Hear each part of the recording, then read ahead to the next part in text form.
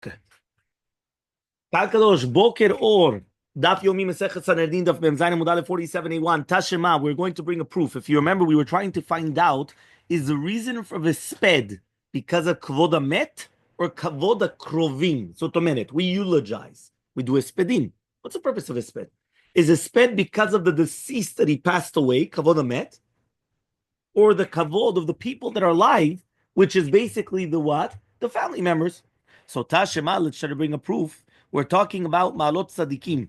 And it says, Nivze be'enav nim'as. What does that mean?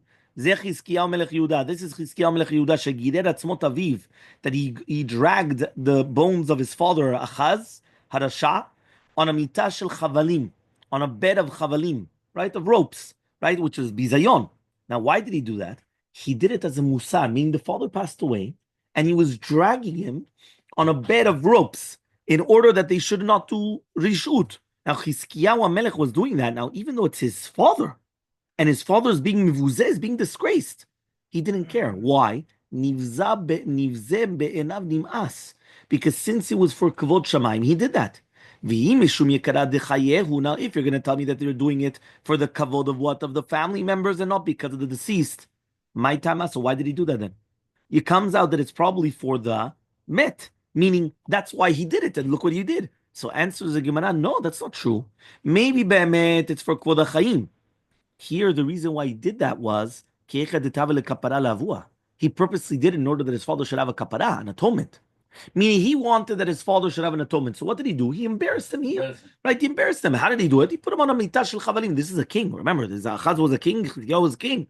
Right? But they weren't, he wasn't a good king. He was a rasha. So what did he do? He purposely did this. So says the Gemara, Mishum kapara davua mashvel lekarad Yisrael. Says what? Because of the kapara of his father, he's allowed to come and to be doche the kavod of Yisrael for the kapara of his father? Answers the Gemara, yes. The Gemara, yes. Yisrael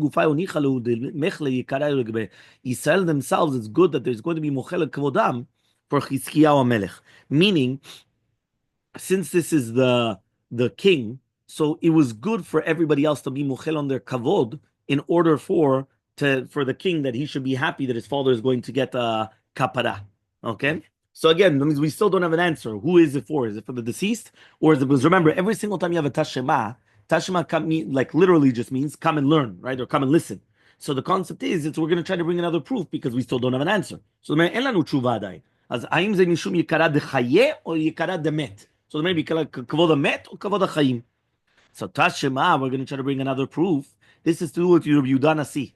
Amar la, and he told them, Al tispeduni ba'ayerot.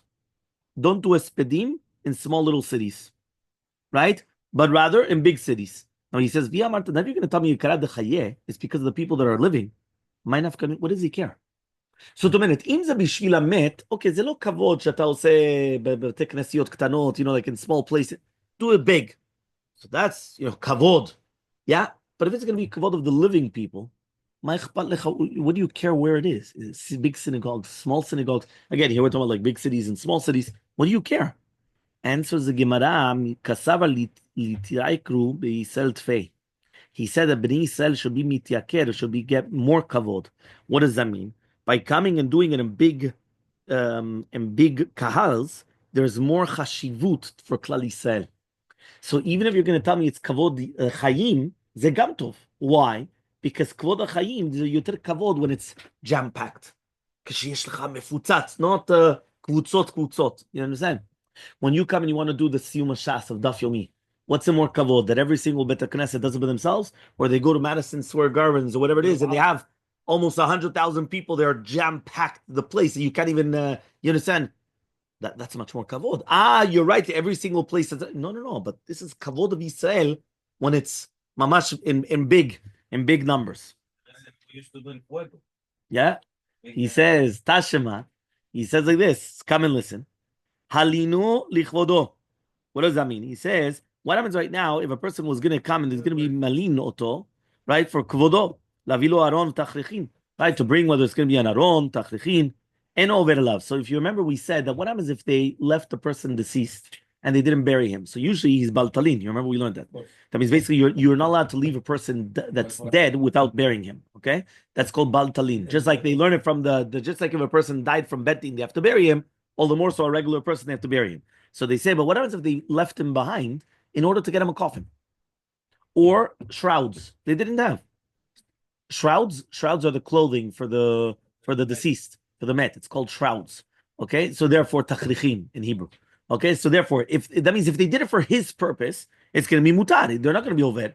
My lover, we're not talking about lichvodos shel met. It's the kavod of the met, and therefore you see from here that everything that we do is for the kavod of the met. It's not for kavod of anybody else. And so the Gemara, no, it's the kavod of the chai, because it's not kavod for the person that's living. They're going to come and they're going to bury the deceased in such a low form. It looks very, you understand, like it looks very bad. So he says, "Umishum kavodo shel chai, right? Mevit lemet." So he says, "What? We're going to come and we're going to do because of the kavod of the chai that now there's not going to be any more the isur of leaving over the deceased." So the minute yeshecha isur shel halanat hamet, right? You're not allowed to leave over the deceased without burying him. So now, because of, right, what we just said now, kavod of the chai, that we want to give kavod to the person that's alive, we're going to take this away from the met? Why? There's an isur halanat hamet. What do I care now because of the kavod of the chai? So he says, in yes, why? Ki amar Rachmana lo talini v'lato la'etz, dumya de talui dit bizayon. When does he say you're not allowed to come and leave him over? You're not allowed to leave him over hung on the tree because that's a bizayon. It's a disgrace that you're leaving him over there on the tree. Aval hacha, but over here that you're doing it for his necessity, that at the end of the day you're getting shrouds or you're getting the aron, the coffin. Kevin delel bizayon, since there's no bizayon, so the Torah did not prohibit halana. Meaning, even if you're going to tell me that the real reason is not because of the met, it's because of the chai. But since there's no bizayon lamet, there's no disgrace to the met because he's nice, he's in a freezer or whatever it is until they're going to get him a coffin or whatever. So even though it's going to be the kavod of the people that are living, but the guy that's dead, what does he care now? He's going to be buried in a coffin, not a coffin. What type of a coffin? What type of he doesn't care, right? He said no, it's the chai. But still, at the end of the day, it's not a bizayon. So since it's not a bizayon, so therefore there's no isur of halanat hamet. Okay. Next tashema, helino lichvodo. If they did it for his own honor, l'shameh alav ayarot, in order that everyone should come to eulogize him, or lavilo mekonot, or to bring people to do eulogy. Meaning, in the olden days, mekonot, it was like a profession. Meaning, you had professional people that used to come and they used to cry and they used to do this and they used to do all these things, right? The professional eulogizers. Lavilo aron v'tachrichin, en over alav. They're not going to be over alav. Because anything that you're doing is going to be kavod hamet. So you see from here, right, that everything that's here is because of kavod hamet, not because of kavod chaim. So it says the Gemara, Haki Kaman, and no, it means since you're doing it for the kavod of the chayim, of the people that are alive, so there's no bizayon met. So Tashema, Rabbi Natan says, Siman yafeh lemet shenifraim mimenu lachar mita. Do you know that it's actually going to be a beautiful siman? He says, Siman yafeh lemet, when they're going to come and have puranut on his body in this world, because that's why it's going to be a kapara. So to a minute, when the body is going to suffer in this world, that's good for him. Why? So it's going to be an atonement for him afterwards. Met shelo nispa v'lo nikpar.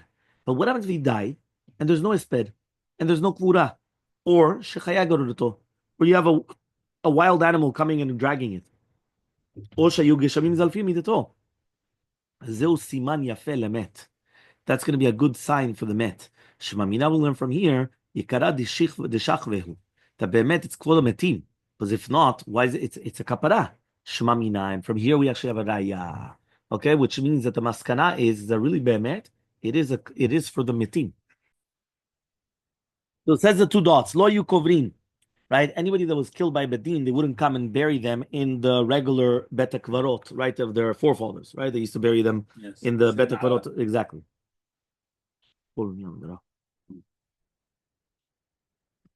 Ask the Gemara, b'chol kach lama. Why can't you bury them with other people? So answers the Gemara, lefi she'en kovrin rasha etzel tzaddik. You're not going to bury a rasha by a tzaddik. Damar Rabbi Yacha bar Chanina, says Rabbi Yacha bar Chanina, minayin she'en kovrin rasha etzel. How do you know this? Shneimar says the pasuk, v'hem kovrim ish v'hinei ra'u et hagedud v'yishlichu et ha'ish bekever Elisha v'yelech v'yiga ha'ish v'atzmot Elisha v'yichi v'yakom al ha'graf. Right? It once happened, right, that after Elisha passed away, he was nikbar. Right? So it says here, B'shat otzat med lekvura, they saw the gedud of Moav. Right? So they saw Moav coming. So what happened? They went and they threw the met in the me'ara. Now, who was buried there? Elisha Navi. Right? So therefore, they had to open up the me'ara and put him inside. Right? It was, but they couldn't. So when they just threw him in the me'ara, he rolled until he got to Atzamot of Elisha. Once he touched Elisha, right? Elisha got up. Now he didn't get up, right, because of Tchiyat HaMetim. He got up because it was a Rasha. So Elisha got up because of that. So he says, "Veloshi b'nei Hakadosh Baruch Hu shikver etzel Elisha tzaddik." So therefore he went, right? Sorry, the other one got up. Okay, so he says here it says that he was a Navi Sheket, right? That he actually went up. So what happened was, yes, he got up and he moved away. So therefore he distanced himself from Elisha. So Amaleh Rav Papa says Rav Papa v'dilma li kiyuma. He says maybe B'emet it was mamash tchiyat hametim, right? Why? Remember that Elisha got doubled in Eliyahu Navi. Elisha asked that he should get double Eliyahu. So Eliyahu Navi did once tchiyat hametim, and Elisha got twice. So maybe this was the second time, right? And this is the second time. Right now, okay, technically speaking, Elisha already passed away, but the concept. So he comes and he says, okay, Eliyahu was ben Atzorfit, Elisha was ben Ashunamit. So maybe there's so Amaleh, he comes and he answers him, right? He comes and he says,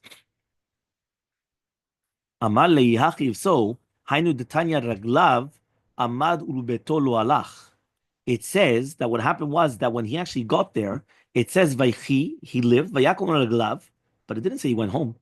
Meaning, if you're going to tell me that it was mamash tchiyat hametim, he would have gone home. Nothing happened. He didn't do that. The guy got up and just moved. Meaning, the guy just moved away. But it wasn't that he actually just, so it wasn't a real tchiyat hametim. It was just enough to get him to go away, and then that's it. And then he was going to die. So he says, Ela v'hibna pishnayim. So 1 second. So who was the second person then that did the tchiyat hametim? Elisha Navi did twice tchiyat hametim.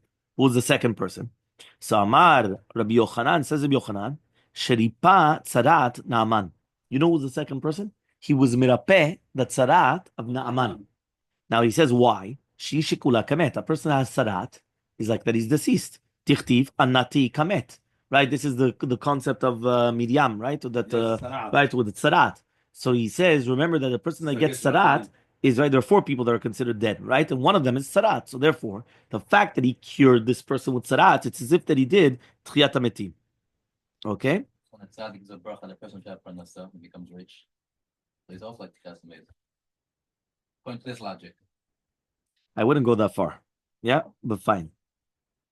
So he says now like this. He says, yeah, just like they're not going to bury a rasha by a tzaddik, so now 1 second. We just said a yesod, and that yesod we brought down from the pasuk from Elisha Navi, that obviously that he didn't want to be buried by a HaKadosh Baruch Hu didn't want him to be buried by a tzaddik. So therefore, what he did was, this is Nevi Shekem, Elisha Navi.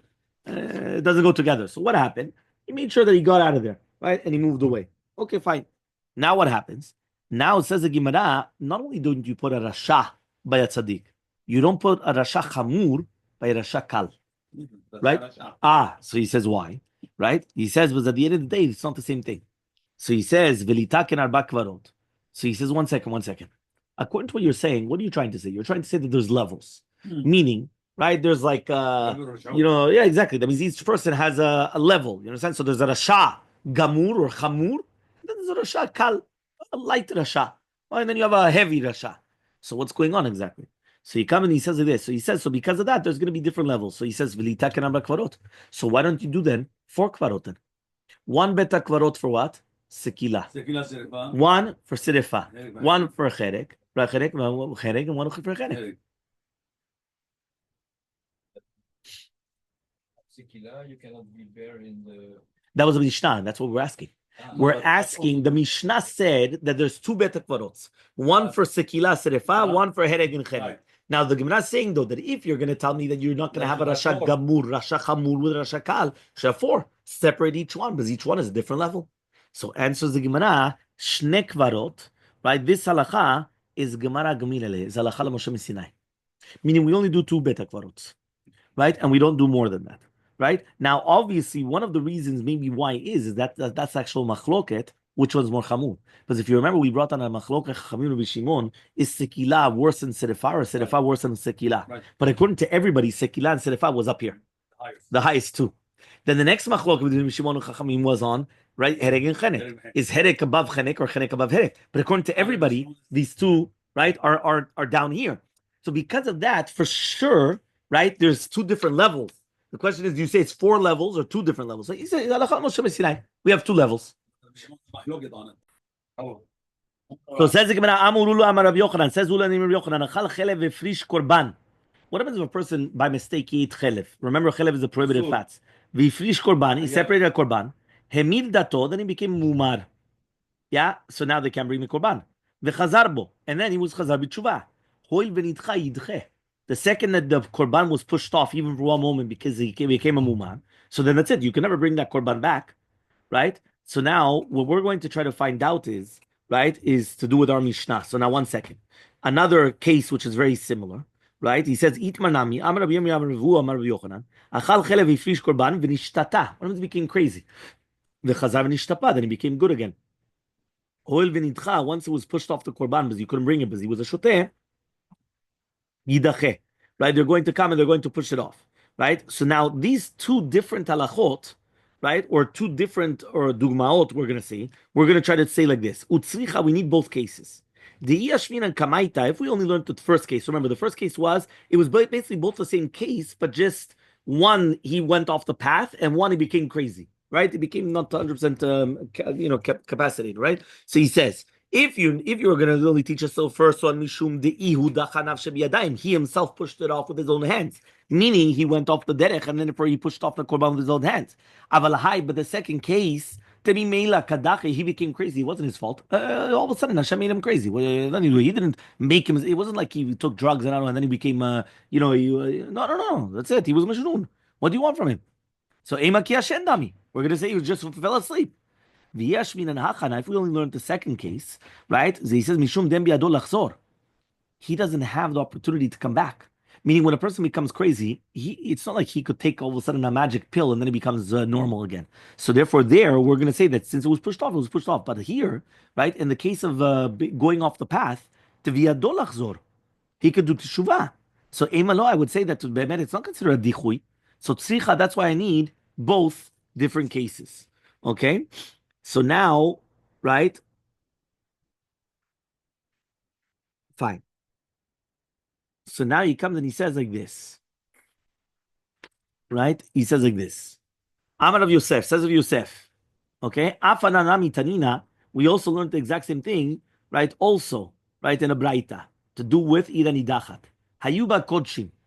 What happens if we had Kodshim? Yeah, that means it was Chefze Shamayim. Remember, Kodshim belongs to Hashem. Kodshim is Beach. Right? And he comes and he says, what exactly? Right? If they're going to be Kodshim Mizbeach, Yamutu, they're going to die.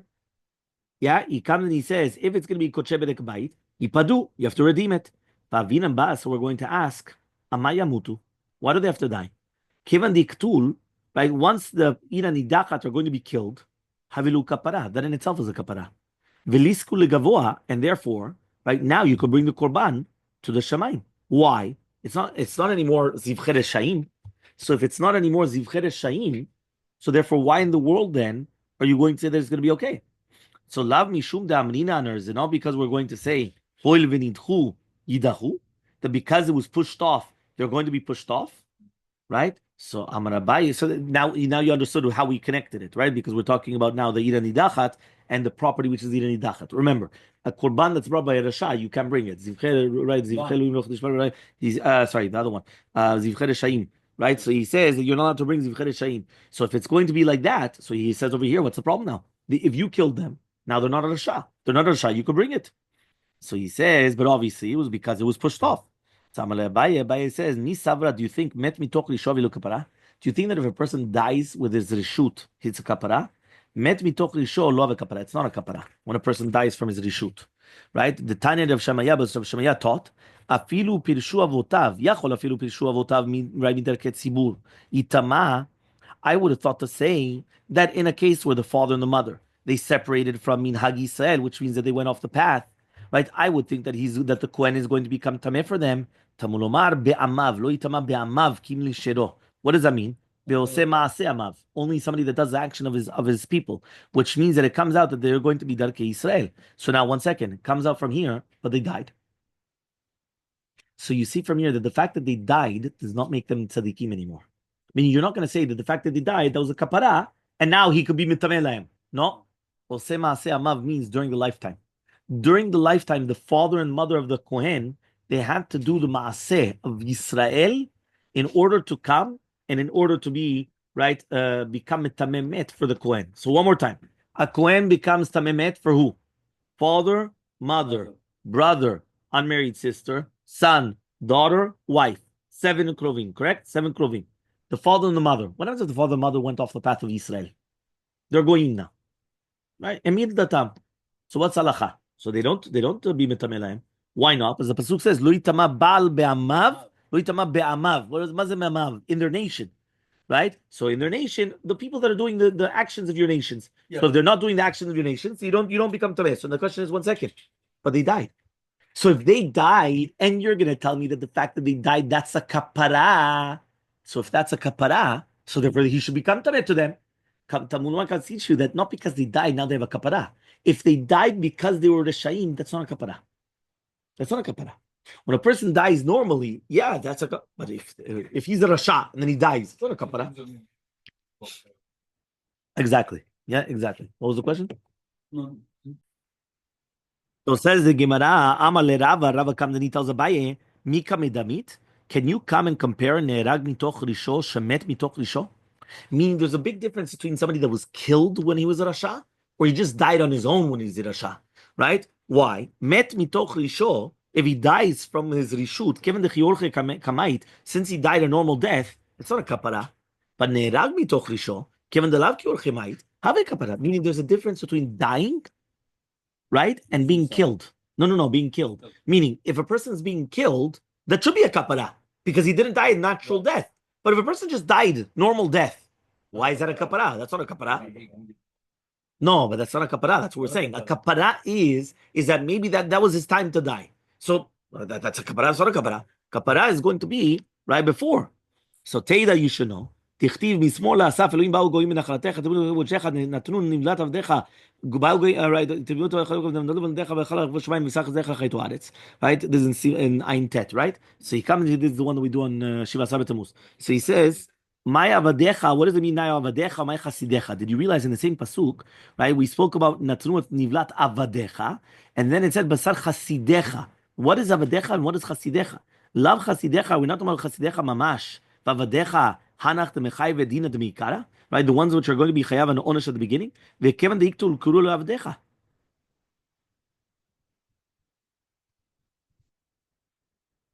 So since they were killed, they were going to be called avadecha. So Amale Abaye says Abaye, Mika medamit. Are you going to be medameh both of them together? Right? He says Memzayin Mubet, yeah, 47b. Haruge malchut laruge bedin. Are you going to compare Haruge malchut to Haruge bedin? Haruge malchut kevan de shelo bedin kamiktale. Since right now they were not killed by bedin, havalu kapara. That is a kapara. Haruge bedin kevan de bedin kamiktale lo kapara. Means something like this: if they were killed by the government, that's called kapara. Right? That's a kapara. But if they were killed by Bedin killed them at Piadin. So that's not a kapara. Teida, how do you know the proof? The Tnamas, we learned on the Mishnah. They wouldn't bury him in the kivrot of Otav. Now, he said, if you're going to tell me now, given the once he was killed, it's a kapara. Bury him. Meaning, 1 second. You just came and you killed this guy. You gave him sekila. If you're going to tell me that it was a kapara, so now he's a tzaddik.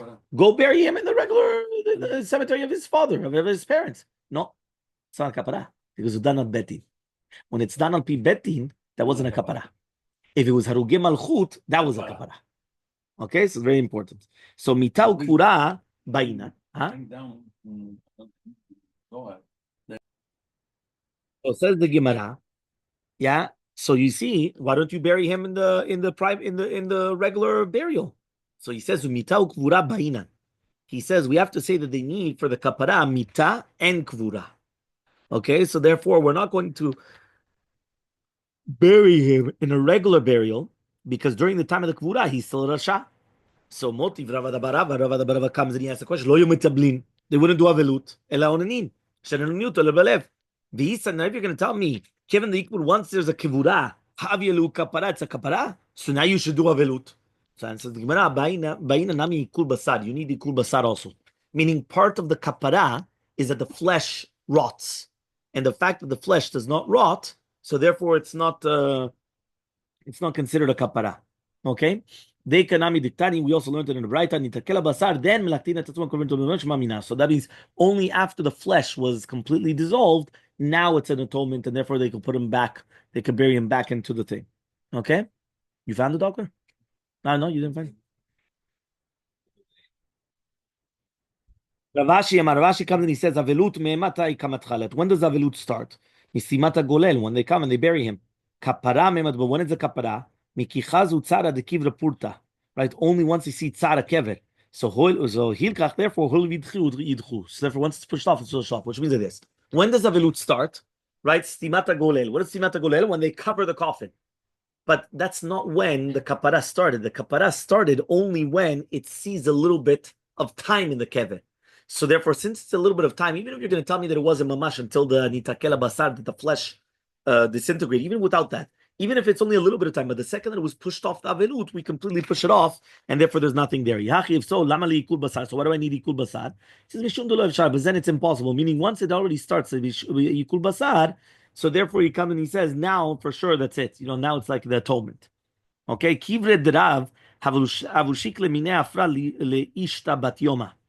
So they were taking from the kever of Rav, which was an amurah, afar, in order that somebody that had a kadachat of one day, so it was like a segulah for the fuah.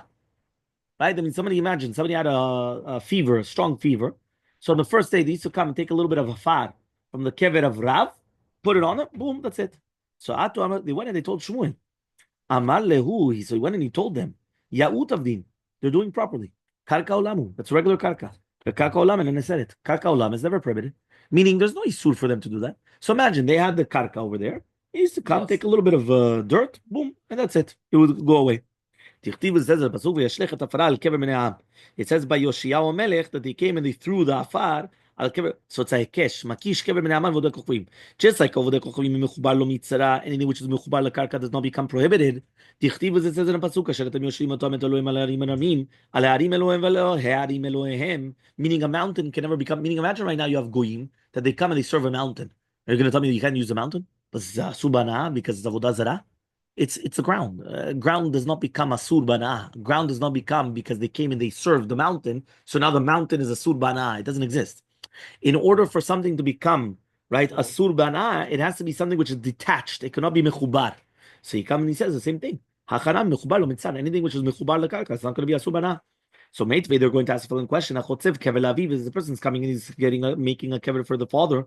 Ve'alahu kvaro b'makom acher. Then he comes and he's going to bury it in another place. Harez lo yikaver bolomit. He's not allowed to bury at all. Meaning we become a subana.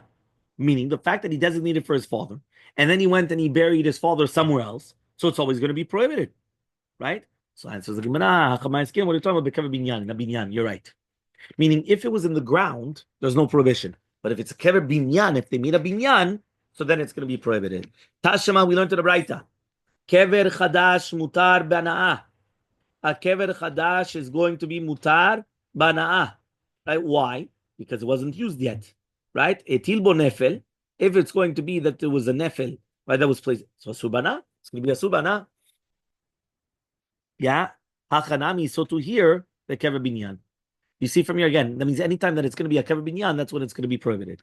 Tashema, we're going to come and bring a proof. Nimtzat, when it comes out, shalosh kevaroten, that there's going to be three different types of klarim. Kever nimtzat, kever yedua, kever mazikat rabim. You got kever nimtzat. Kever nimtzat means that you found it in the field, right? And obviously, right, he knows that he was actually buried there without permission.